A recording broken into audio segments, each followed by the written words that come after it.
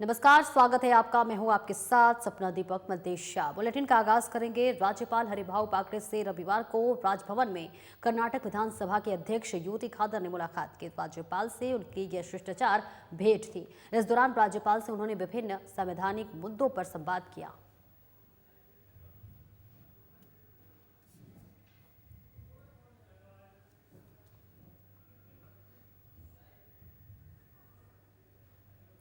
राज्यपाल हरिभाऊ बागड़े ने कहा कि लोकतंत्र में संवाद का सर्वाधिक महत्व है और इसी से निर्णय संभव होते हैं, सहमति बनती है और लोकतंत्र सुदृढ़ होता है। उन्होंने कहा कि भारतीय लोकतंत्र विश्व भर में सबसे बड़ा लोकतंत्र ही नहीं है, बल्कि ये संवाद से लोक कल्याणकारी निर्णय लेने वाला भी सबसे बड़ा राष्ट्र है। उन्होंने भारत को विश्व का सबसे बड़ा युवा देश बताते हुए कहा कि युवा शक्ति से ही भारत भविष्य का सबसे विकसित राष्ट्र बनेगा। युवाओं को विकसित भारत 2047 के लिए जुटने का आह्वान करते हुए उन्होंने कहा कि भविष्य के विकास रथ के सारथी वही रहेंगे। आपको बता दें कि राज्यपाल रविवार को इंदिरा गांधी इंस्टीट्यूट के सभागार में भारतीय युवा संसद के कार्यक्रम में संबोधित कर रहे थे। उन्होंने कहा कि संवाद से सुस्वाद होता है और सुस्वाद से मैत्री होती है और उन्होंने कहा कि युवा वर्ग शक्ति और साहस का पुंज होता है। और इसी के साथ राजस्थान विधानसभा के अध्यक्ष वासुदेव देवनानी ने विश्व लोकतंत्र दिवस की बधाई देते हुए कहा कि भारत में लोकतंत्र की जड़ें प्राचीन काल से ही बहुत मजबूत रही है और यहाँ परिवार समाज में आज भी लोकतंत्र की जड़ें जीवंत हैं। उन्होंने कहा कि युवा लोकतांत्रिक मूल्यों को मजबूती प्रदान करे, सहिष्णुता में जो भी कमी आ रही है उस पर ध्यान दें।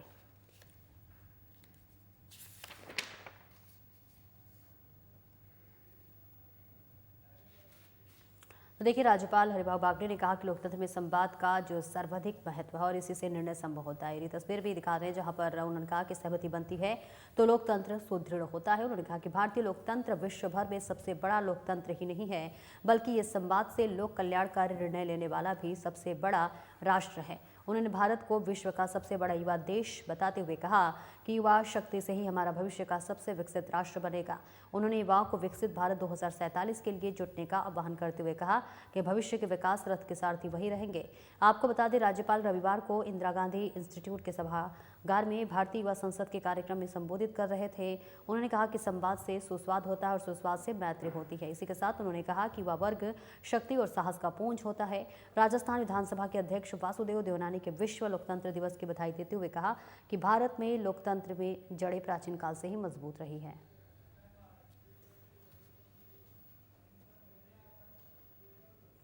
और वहीं राज्यपाल हरिभाऊ बागड़े की रविवार को राजभवन में लोकसभा अध्यक्ष ओम बिरला से मुलाकात हुई। राज्यपाल ने राजभवन में लोकसभा अध्यक्ष ओम बिरला का शॉल उड़ाकर अभिनंदन स्वागत किया। मुलाकात के दौरान दोनों ने संसदीय परंपराओं से जुड़े विभिन्न विषयों पर चर्चा की।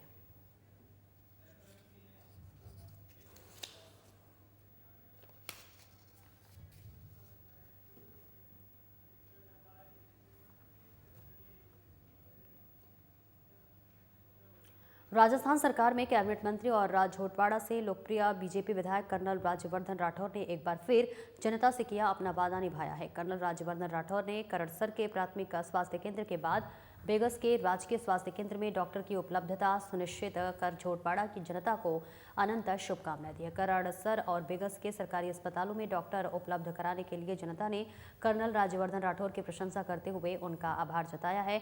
वहीं कर्नल राज्यवर्धन राठौर ने वर्षों की समस्या का त्वरित समाधान कर क्षेत्रवासियों को राहत प्रदान की है।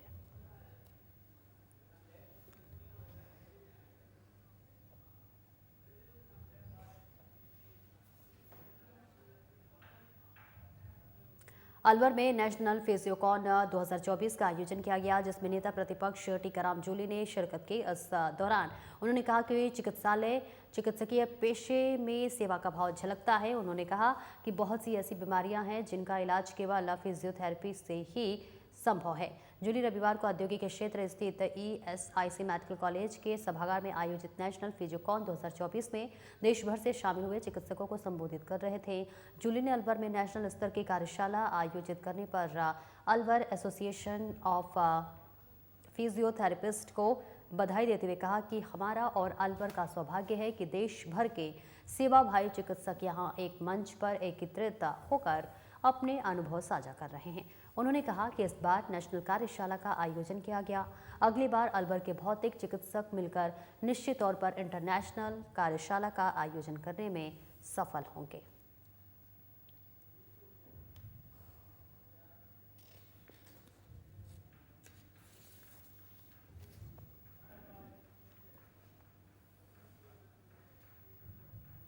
और वही धूली मीना यूरोप माल्टा सरकार द्वारा आयोजित कनेक्टिंग थ्रू कल्चर 2024 कार्यक्रम में शामिल हुई।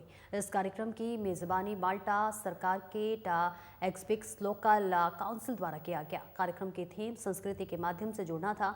इस कार्यक्रम के माध्यम से विभिन्न देशों के दूतावासों द्वारा उनकी संस्कृति का प्रदर्शन किया गया। धूली मीणा ने भारतीय दूतावास के तरफ से भारत को रिप्रेजेंट किया। कार्यक्रम में भारत सहित Italy, Ireland, Spain, Qatar, Netherland, Argentina, Brazil, फिलिस्तीन, लीबिया, माल्टा, ग्रीस, जर्मनी, चीन, अमेरिका, पाकिस्तान और संयुक्त राष्ट्र संघ ने भाग लिया। बताते चले धूली मीना ने बताया कि भारतीय प्रदर्शनी में हैंडीक्राफ्ट आइटम्स, मेहंदी, हिंदी भाषा का प्रचार प्रसार किया। साथ में भारतीय खाने के स्टॉल भी लगाए गए। हिंदी दिवस के मौके पर यूरोपियन लोगों को हिंदी से अवगत करवाया गया। और वहीं धूली मीना ने यूरोपियन लोगों को बताया कि हिंदी और मल्टीज भाषा में बहुत सारे अक्षर एक जैसे हैं, जैसे कि खिताब, कमरा, कमीज जैसे शब्द। धूली मीना ने बताया कि इस अवसर पर उनको अन्य देशों की संस्कृति को देखने और समझने का अवसर मिला।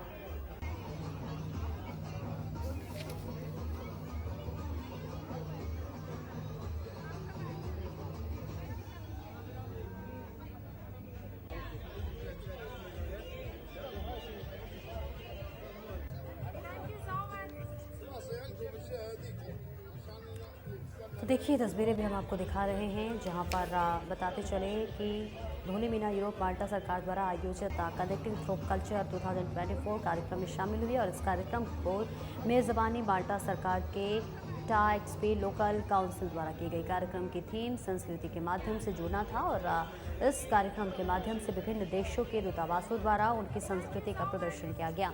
आपको बता दें कि धूली मीणा ने भारतीय दूतावास की तरफ से भारत को रिप्रेजेंट किया था। और इसी के साथ कार्यक्रम में भारत सहित देखिए Italy, Ireland, Spain, Qatar, Netherland, Argentina, Brazil, फिलिस्तीन, लीबिया, माल्टा, ग्रीस, जर्मनी, चीन, अमेरिका, पाकिस्तान और संयुक्त राष्ट्र संघ ने भाग लिया है। और धूली मीना ने बताया कि भारतीय प्रदर्शनी में हैंडीक्राफ्ट आइटम्स, मेहंदी, हिंदी भाषा का प्रचार प्रसार किया गया। और साथ में भारतीय खाने के स्टॉल भी लगाए गए। हिंदी दिवस के अवसर पर जो है यूरोपियन लोगों को हिंदी भाषा से अवगत करवाया गया। और वही धूली मीना ने यूरोपियन लोगों से बताया कि हिंदी और मल्टीज भाषा में बहुत सारे अक्षर एक जैसे होते हैं, जैसे कि किताब हुआ, कमरा हुआ, कमीज जैसे जो शब्द हैं वो एक जैसे होते हैं। वहीं धूली मीना ने बताया कि इस मौके पर उनको अन्य देशों की संस्कृति को देखते और समझने का पूरा मौका मिला है। तो ये तस्वीरें अब आपको जयपुर से दिखा रहे हैं, जहां पर कनेक्टिंग थ्रू कल्चर 2024 कार्यक्रम का आयोजन हुआ है।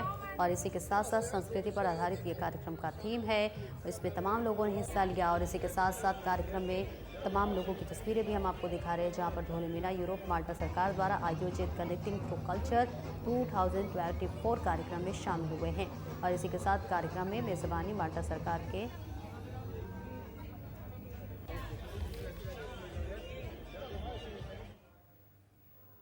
और वही जोरावर सिंह गेट स्थित राष्ट्रीय आयुर्वेद संस्थान मानद विश्वविद्यालय जयपुर में आयुष मंत्रालय भारत सरकार की तरफ से राष्ट्रीय आयुर्वेद विद्यापीठ दिल्ली द्वारा प्रायोजित 9 से 14 सितंबर तक आयोजित 6 दिवसीय CME कार्यक्रम का समापन हो गया है। और वही CME कार्यक्रम में देश भर से 20 राज्यों से 30 आयुर्वेद चिकित्सा अधिकारियों ने भाग लिया है। देश भर से 12 आयुर्वेद विशेषज्ञों ने व्याख्यान और अपने चिकित्सा अनुभव प्रस्तुत किए। 6 दिवसीय CME कार्यक्रम में विभिन्न आयुर्वेद चिकित्सा के विशेषज्ञों ने हृदय रोग, चिकित्सा, फर्स्ट एंड बाल रोग, स्त्री एंड प्रसूति रोग, इम्यूनिटी संबंधित रोगों के जो है आयुर्वेदिक निदान और चिकित्सा संबंधी व्याख्यान किए। वही समापन समारोह की अध्यक्षता कुलपति प्रोफेसर संजू शर्मा ने की। उन्होंने चिकित्सा अधिकारियों को संबोधित करते हुए कहा कि चिकित्सा क्षेत्र से जुड़े व्यक्ति को अपने ज्ञान और निरंतर अपग्रेड करते रहने का महत्व भी समझाया।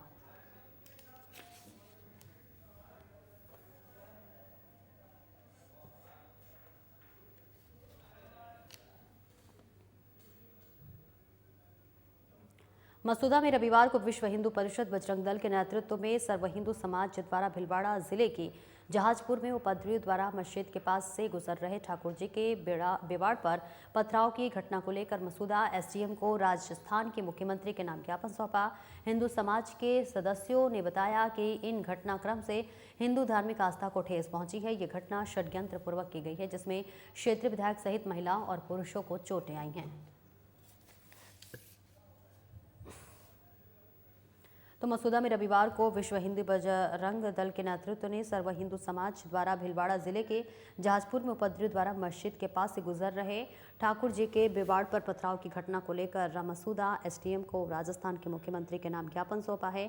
और ये तस्वीरें भी आपको दिखा रहे हैं, जहाँ हिंदू समाज के सदस्यों ने बताया कि इन घटनाक्रम से हिंदू धार्मिक आस्था को ठेस पहुंची है और ये घटना षड्यंत्र पूर्वक की गई है, जिसमें क्षेत्रीय विधायक सहित महिलाओं और पुरुषों को चोटें आई हैं। तो ये तस्वीरें आपको दिखा रहे हैं ब्यावर से, जहां पर भीलवाड़ा में पत्थरबाजी की घटना से लगातार नाराजगी दिखाई दे रही है। तो वहीं सर्व हिंदू समाज में रोष भी व्याप्त दिखाई दे रहा है। वहीं हिंदू समाज ने मुख्यमंत्री के नाम एसडीएम को ज्ञापन सौंपा है। ये तस्वीरें आपको दिखा रहे हैं मसूदा में कल यानी कि रविवार को विश्व हिंदू परिषद बजरंग दल के नेतृत्व में सर्व हिंदू समाज द्वारा भीलवाड़ा जिले के जहाजपुर में उपद्रवियों द्वारा मस्जिद के पास से गुजर रहे ठाकुर जी के बेवाड़ पर पथराव की घटना सामने आई है और इसको लेकर मुख्यमंत्री के नाम ज्ञापन सौंपा गया है। हिंदू समाज के सदस्यों ने भी इस घटनाक्रम में उन्होंने बताया कि उनकी आस्था को ठेस पहुंची है।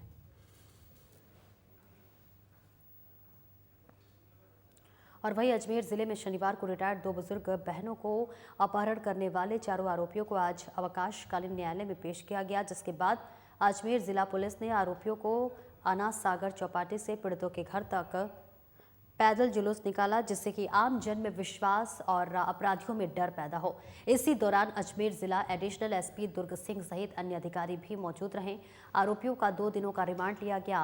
बताते चले चारों आरोपियों द्वारा शनिवार सुबह करीब 7 बजे पीड़िता के घर के अंदर घुसकर उनका अपहरण किया गया और उनके साथ मारपीट भी की गई। अपहरण का वीडियो राह चल रहे किसी युवक द्वारा बना लिया गया और तुरंत पुलिस को सूचित किया गया। पुलिस ने तुरंत कार्रवाई करते हुए 5 घंटे के भीतर आरोपियों को गिरफ्तार कर लिया है।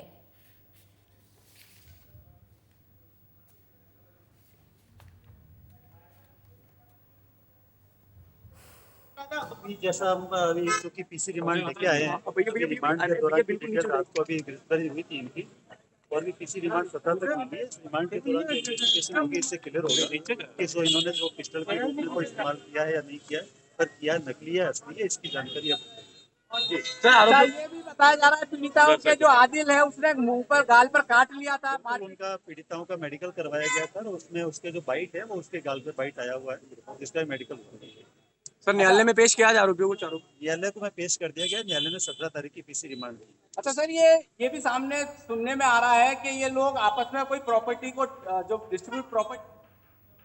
वहीं माननीय स्वायत्त शासन नगरीय विकास और आवासन मंत्री झापर सिंह खरपा के मार्गदर्शन में जयपुर विकास आयुक्त आनंदी के निर्देशन में आमजन की सुविधार्थ जयपुर शहर में बारिश और अन्य कारणों से क्षतिग्रस्त सड़कों को रोड एम्बुलेंस द्वारा इन्फार्ट रिसाइकलिंग मोबाइल मशीन तकनीक के कार्य से तीव्र गति से करवाया जा रहा है।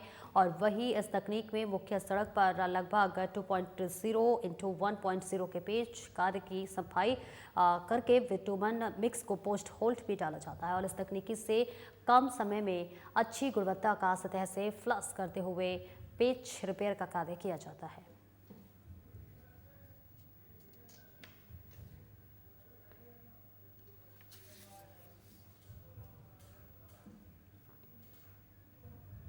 जयपुर स्थित एसएमएस मेडिकल कॉलेज में कार्यशाला का आयोजन किया गया। आपको बता दें 14 और 15 सितंबर 2024 को क्रेनियल स्कूल बेस और इसी के साथ साथ स्पाइन सर्जरी पर केंद्रित अत्याधुनिक न्यूरो एंडोस्कोपी कार्यशाला का आयोजन किया गया। बता दें इस प्रतिष्ठित कार्यक्रम का आयोजन न्यूरो सर्जरी विभाग द्वारा किया गया, जिसमें भारत के प्रमुख न्यूरो सर्जनों ने विशेषज्ञों व्याख्यान और कैडावर पर लाइव डेमोन्स्ट्रेशन प्रस्तुत किए। वही कार्यक्रम का नेतृत्व डॉक्टर मनीष अग्रवाल वरिष्ठ प्रोफेसर और न्यूरो सर्जरी विभाग के प्रमुख और आयोजन सचिवों ने किया। इस कार्यशाला में पूरे भारत से आए न्यूरो सर्जनों ने भाग लिया और डॉक्टर अग्रवाल ने कहा कि ये कार्यशाला युवा न्यूरो सर्जनों के लिए एक महत्वपूर्ण अवसर था।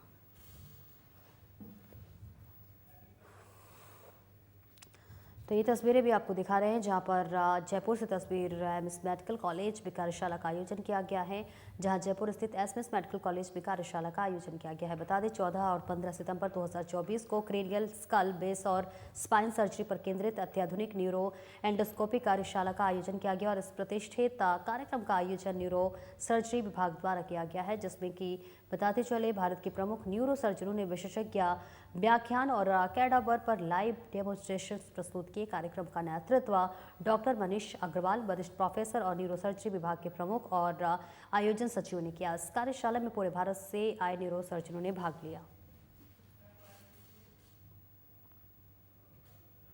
और वहीं जेएमए अध्यक्ष डॉक्टर तरुण ओझा और सचिव डॉक्टर अनुराग शर्मा ने सूचित किया कि रविवार सुबह राजस्थान यूनिवर्सिटी प्रांगण में जयपुर मेडिकल एसोसिएशन और सृष्टि फाउंडेशन के तत्वाधान में वृक्षारोपण किया गया। इसमें अन्य चिकित्सा संगठनों एमपीएस, पीएचएनएचएस, उपचार, आईपीएपी और इसी के साथ भाग लिया। इस एक वृक्ष मां के नाम थीम पर आयोजित इस पहल की मुख्य अतिथि राजस्थान विश्वविद्यालय के कुलपति प्रोफेसर कल्पना कटेजा थी। 200 से अधिक वृक्ष रोपित किए गए और इसके संयोजक डॉक्टर धनंजय मंगल ने सभी उपस्थित चिकित्सकों को धन्यवाद किया।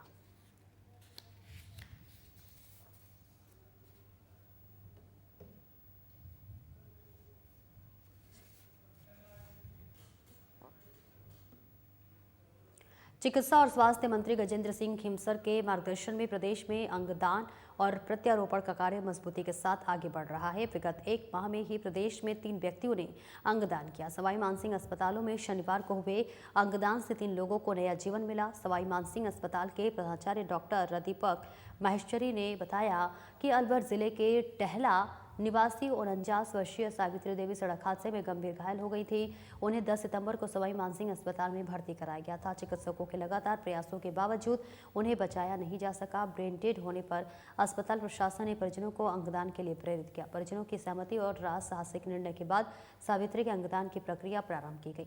आपको बता दें, सावित्री की दोनों किडनी एवं लीवर सवाई मानसिंह अस्पताल में ही उपचाराधीन 3 रोगियों को प्रत्यारोपित कर उन्हें नया जीवन प्रदान किया गया। अस्पताल प्रशासन ने अंगदान के मानवीय निर्णय के लिए सावित्री के परिजनों का आभार व्यक्त किया।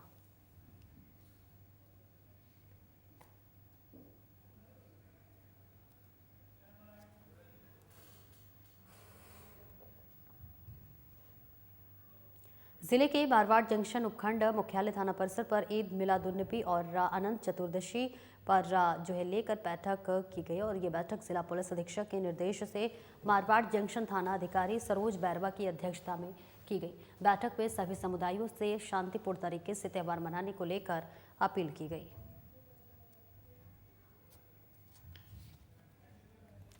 तो जिले के मारवाड़ जंक्शन उपखंड मुख्यालय थाना परिसर में ईद मिलादुन्नबी और अनंत चतुर्थी पर्व को लेकर देखिए बैठक की गई है। बैठक बेहद महत्वपूर्ण है। ये बैठक जिला पुलिस अधीक्षक के निर्देश से मारवाड़ जंक्शन थाना अधिकारी सरोज बैरवा की अध्यक्षता में ये बैठक की गई है। आपको बता दें कि बैठक में सभी समुदायों से शांतिपूर्ण तरीके से त्यौहार मनाने को लेकर अपील की गई। तो आगामी त्यौहार को शांतिपूर्वक मनाने के लिए अपील की जा रही है। इसके लिए बैठक की गई है, जिसमें अनंत चतुर्थी और ईद मिलादुन्नबी का पर्व है और इसके लिए पर्व को लेकर के बैठक की गई है। बैठक में अपील की गई है लोगों से कि जो ये पर्व है इसे शांतिपूर्वक मनाया जाए और लोगों से अपील की गई है कि जो भी त्यौहार है आगामी उसे शांतिपूर्ण तरीके के साथ मनाया जाए और इसी के साथ साथ ये बैठक पुलिस अधीक्षक के निर्देश से रखा गया था।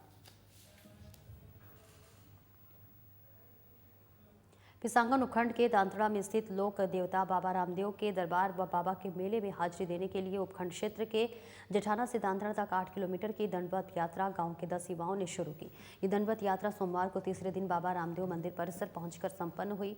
जेठाना निवासी बालकिशन टेलर, कीर्ति चंद माली और किशन साहू के मुताबिक सर्वमंगल की कामना को लेकर प्रतिवर्ष की भांति इस वर्ष भी जेठाना से दांतड़ा तक 8 किलोमीटर की दंडवत यात्रा बाबा के भक्त राकेश माली, राजू माली, राधेश्याम कुमार और इसी के साथ साथ राजकुमार, मेघवंशी, अनिल धान का, सुनील चारण, विक्रम धान का, दीपू धान का, गतांशु सैनी, आनंद कुमार ने एक दिन पूर्व शुरू की थी। यह यात्रा सोमवार को मंदिर परिसर में पहुंचकर संपन्न हुई।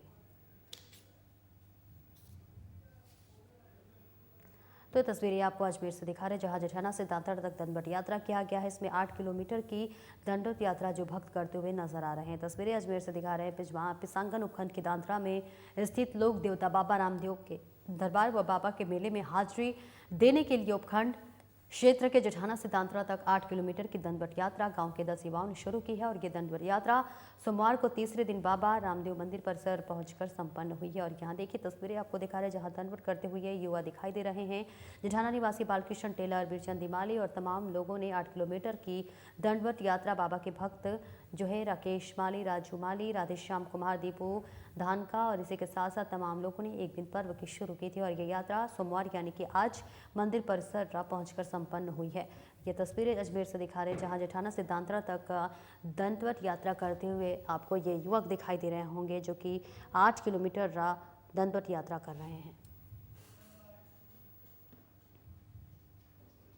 राजस्थान शिक्षक संघ राष्ट्रीय उप शाखा चामू के वार्षिक चुनाव संपन्न हुआ है। आपको बता दें कि ये चुनाव मुख्य ब्लॉक शिक्षा अधिकारी कार्यालय चामू में चुनाव अधिकारी मुन्नाराम जाखड़ व पर्यवेक्षक श्रवण सिंह राजपुरोहित की देखरेख में संपन्न हुई, जिसमें धर्मेंद्र कुमार सोलंकी निवासी बारनऊ और इसको अध्यक्ष और मानाराम सारण को मंत्री, प्रदेश महासचिव समिति सदस्य चांडव सिंह हिंसा और कानाराम चौधरी और समस्त कार्यकारिणी को सर्वसहमति से मनोनीत किया गया। इस दौरान अध्यक्ष धर्मेंद्र कुमार सोलंकी ने समस्त शिक्षकों का आभार व्यक्त किया और अपने संबोधन में कहा कि शिक्षकों की समस्याओं को हल कराने के लिए हर समय तत्पर रहेंगे।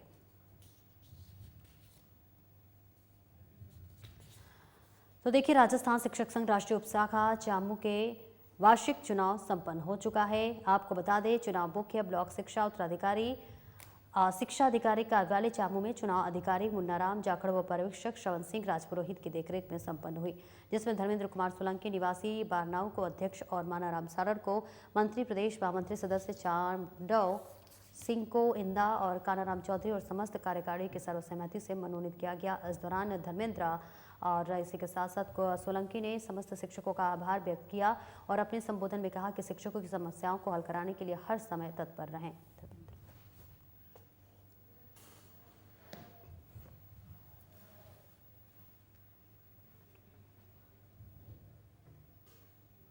पिसांगन में बीती देर रात शाम 7:30 बजे कस्बे के फतेहपुरा रोड स्थित सागरमती नदी के तेज बहाव में बहे श्यामलाल कुमावत का शव बरामद हुआ है। लगभग 19 घंटे बाद रेस्क्यू टीम ने नदी की तेज धारा में गोविंदगढ़ बांध के भराव क्षेत्र में घटना स्थल से करीब आधा किलोमीटर दूर से बरामद किया है। आपको बता दें पुलिस ने शव कब्जे में लेकर पोस्टमार्टम के लिए मोर्चे भिजवाया, जहां पर मृतक के भाई की रिपोर्ट पर पुलिस ने कार्रवाई शुरू करते हुए मृतक के शव का पोस्टमार्टम करवाकर शव परिजनों को सुपुर्द कर दिया है। मामले की जांच पड़ताल शुरू कर दी है। थानाधिकारी विक्रम सेवावत के मुताबिक बीती रात शाम को 7:30 बजे कस्बे में फतेहपुरा रोड पर सागरमती नदी के तेज बहाव में कस्बे के जाटाबास निवासी श्यामलाल कुमावत के बहने की सूचना पर पुलिस प्रशासन ने ग्रामीणों की मदद से तेज बहाव में श्यामलाल की तलाश शुरू की, लेकिन रात में 11:15 बजे तक युवक का पता नहीं चलने और रात गहराने पर रेस्क्यू रोक दिया गया। इसके उपरांत आज सुबह एसडीआरएफ की टीम इंचार्ज राजू के नेतृत्व में पिसांगन पहुंची और सवेरे नदी में श्यामलाल कुमावत की तलाश शुरू की और दोपहर में पानी में श्यामलाल कुमावत का शव बरामद हो गया। तो ये तस्वीरें आपको अजमेर से दिखा रहे हैं जहां सागरमती नदी से युवक का शव बरामद किया गया है। लगभग 19 घंटे बाद शव को बरामद किया गया। एसडीआरएफ ने बरामद किया है शव। तो ये तस्वीरें आपको दिखा रहे हैं पिसांगन में बीती रात देर शाम 7:30 बजे कस्बे के फतेहाबाद रोड स्थित सागरमती नदी के तेज बहाव में पड़े श्यामलाल कुमावत का शव बरामद कर लिया गया है। लगभग 19 घंटे बाद रेस्क्यू टीम ने नदी की तेज धारा में गोविंदगढ़ बांध में भराव क्षेत्र में घटनास्थल के करीब आधा किलोमीटर दूर से बरामद किया है। पुलिस ने शव को कब्जे में ले लिया है, पोस्टमार्टम के लिए भी भिजवा दिया, जहां मृतक के भाई की रिपोर्ट पर पुलिस ने कार्रवाई शुरू करते ही मृतक के शव का पोस्टमार्टम करवाकर शव परिजनों को सुपुर्द कर मामले की जांच पड़ताल शुरू कर दी है। वही थानाधिकारी विक्रम सेवावत के मुताबिक बीती देर शाम को 7:30 बजे कस्बे में रोड पर जो है ग्रामीणों की मदद से तेज बहाव में तलाश शुरू की।